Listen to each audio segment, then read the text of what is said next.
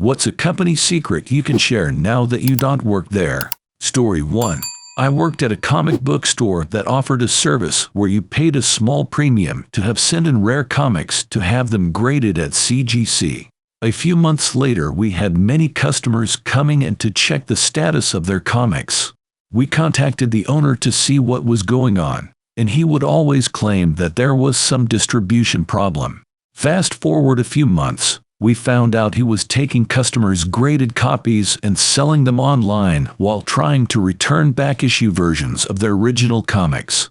That's what we all said. My friend and I were managers and had absolutely no idea this was happening. It was a smaller town comic shop, and all the customers sending in comics to be graded were good friends of ours. But the plot gets thicker. Turns out his wife was signed for the business, so the owner wasn't really the owner. We called her and explained what was happening. She was in tears. She came to shop to meet the wrong customers, and she took graded comics from the owner's collection and let the customers pick out comics to equal to the value of their graded comics in return for the mishap.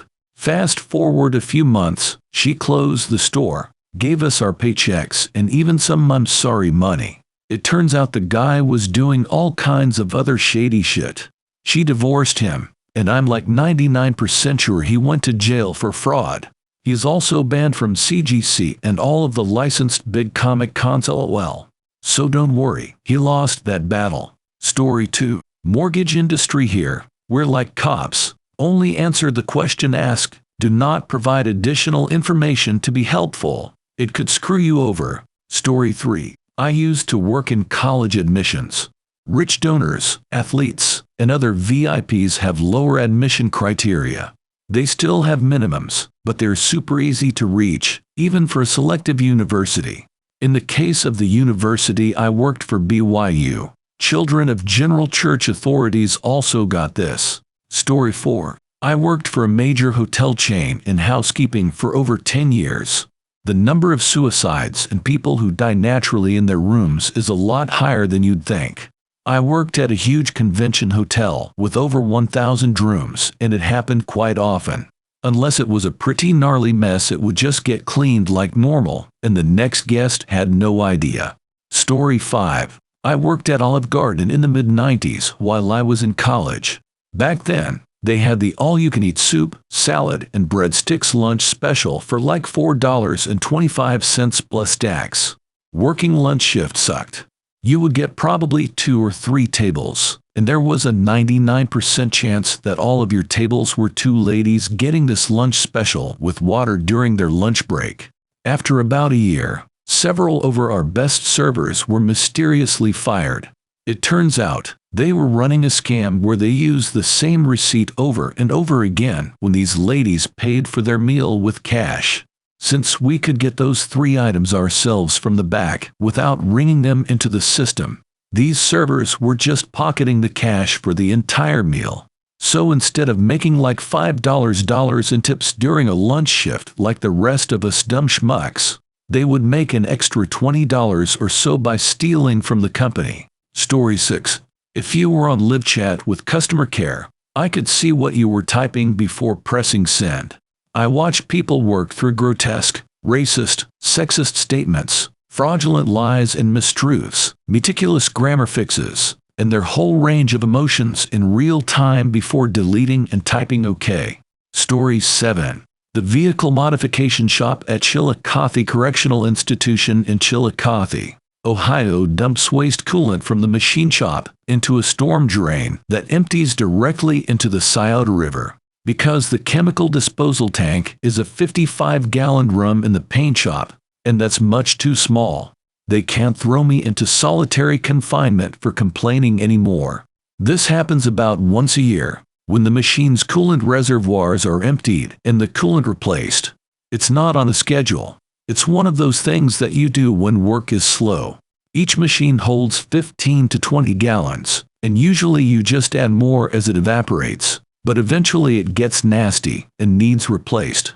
It's supposed to go in a waste tote to be disposed of safely, which is what every non-government machine shop does. Being able to prove this is being done would require knowing when they're going to do this, And that's a decision that's often made spur of the moment. Hey, work is slow, let's have a cleanup day. There aren't any phones in the machine shop, either. Story 8. This isn't a company secret, but I worked part-time at a Domino's franchise in college.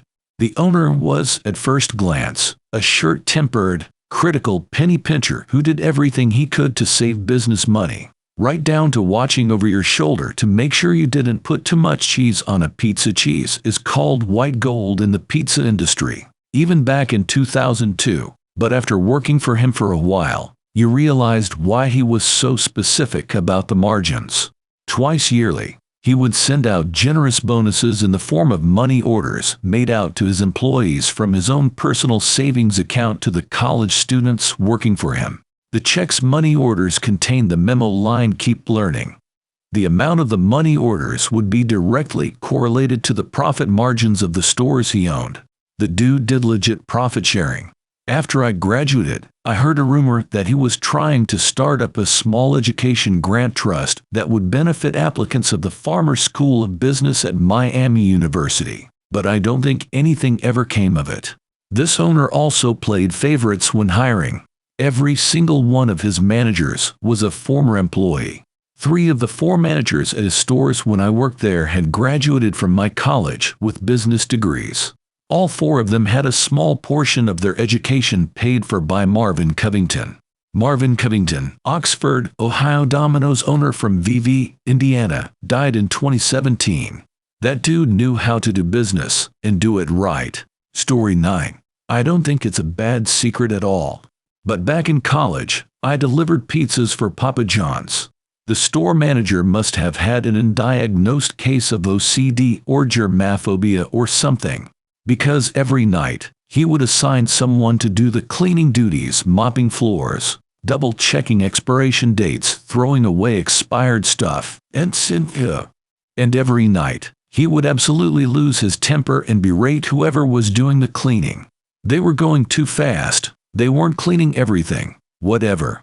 After that, he'd always take over the cleaning himself. He was amazingly picky about the cleanliness and food quality. Expiration date is 3 days from now. Fuck that, I'll order more. Throw that shit away, we're not serving it. He would also go out of pocket to buy special cleaning products because that worthless bullshit that corporate wants us to use doesn't get the job done. He also went out of pocket to hire some kind of specialist to clean out the fountain drink dispenser, ice machine, and all that stuff. The machine needs to always be as close to brand new as possible. One standout moment for me was when he reduced a cashier to tears by hollering, "Would you eat off this floor?" No. Then it's not clean enough. He wasn't telling her to eat off the floor. He was just making a point. After we'd close the store, he'd kick all of us out, lock up behind us, and stay until something like 2 a.m. cleaning the place. You always knew when he closed because you could smell the chemical scent still lingering in the air.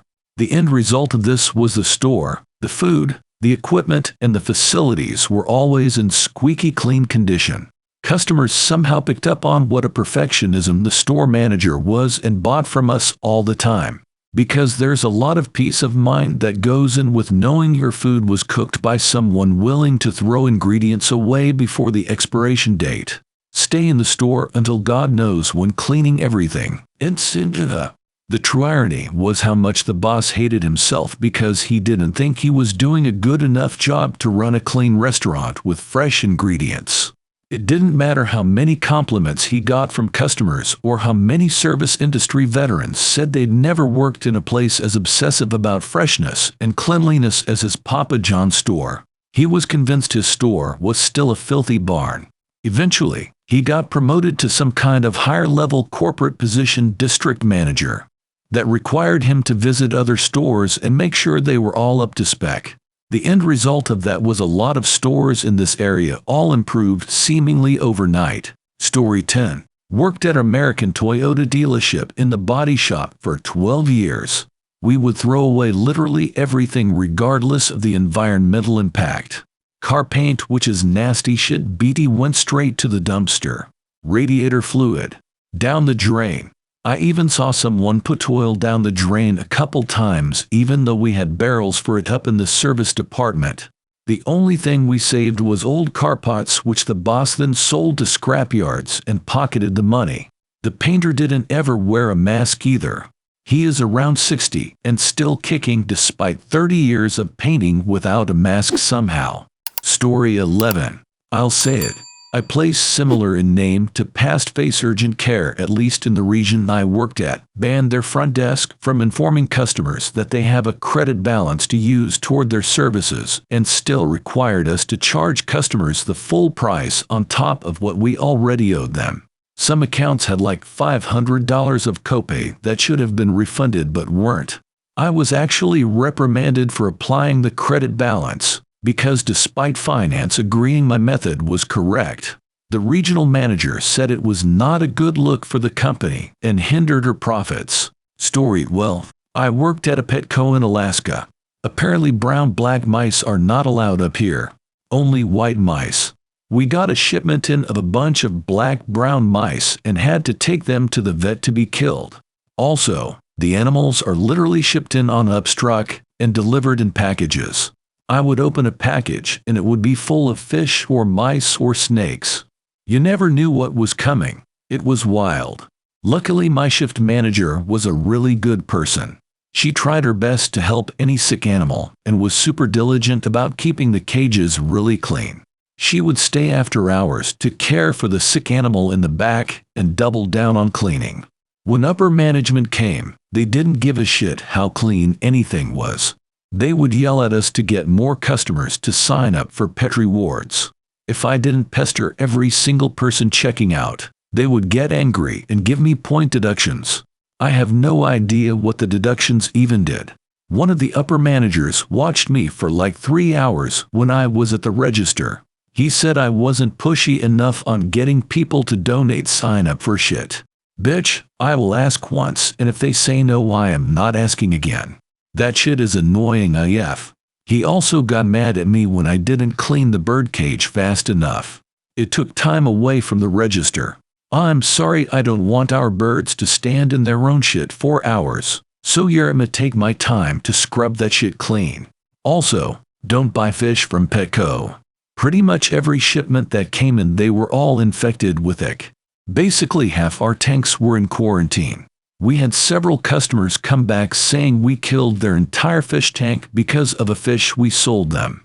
Fuck Petco. Story 13. I used to work as a receptionist at an upscale salon. While I was there, the salon introduced a new line of products marketed towards men. Up until that point, most of our products were marketed towards women, but the execs saw that we were getting more male customers. Every item in the men's product line was about half the cost of our other products. The men's shampoo was the exact same shampoo the salon had been selling for years, but because they put it in black packaging with the word man on it, it was half the price. The owner's explanation was, well, men don't want to pay that much for hair products. For the rest of the time I worked there, every time a woman came up to buy that shampoo, I'd tell her that the men's shampoo was the exact same product for half the price. Story 14. All new clothing and everything you try on is dirty. I've worked in retail for years and it still shocks people, but there's no washing machine or disinfectant spray or wipes. Nothing. I've opened boxes of new clothes that had white bugs coming out of it. Seen woman after a workout class come and try clothes on, then just leave still sweaty from the class. One older lady left dime-sized skin flakes in the clothes she tried on. Not to mention whatever happens when they return the item or what happened in the factory. People are gross. Nothing is clean. Always wash your clothes when you get them home. Story 15. The stain protector is only useful if you actually file a claim. It isn't a magic fucking potion. Most furniture companies sell some sort of stain protector as an add-on. People buy it, thinking it has some magic ability to prevent stains over the life of a piece of upholstery. Then, 5 years later, spill some Kool-Aid on that shit, and the stain doesn't come out. With most of these protectors, there's a warranty claim process that will get you a new sofa or a new set. If your sofa pattern isn't made anymore, but nobody ever files a claim, That's the gimmick. The company is counting on you not actually holding them to the deal that they made you, and virtually nobody does.